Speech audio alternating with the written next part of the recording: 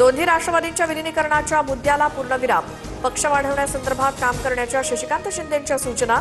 पवारांच्या राष्ट्रवादीची 3 दिवसांपासून मुंबईमध्ये संघटनात्मक. आसाम, केरळम आणि पुदुच्चेरी विधानसभेच्या 296 जागांसाठी एकाच टप्प्यात मतदान. आसाममध्ये भाजप विरुद्ध काँग्रेस असा थेट सामना. केरळमध्ये 140 तर पुदुच्चेरीमध्ये 30 जागांसाठी मतदान. अत्याचारी भोंदू अशोक खरात विरोधात 14वा गुन्हा दाखल. मिरगाव येथील जमीन खरेदी प्रकरणात खरातसह पत्नीवरती फसवणुकीच्या गुन्ह्याची नोंद.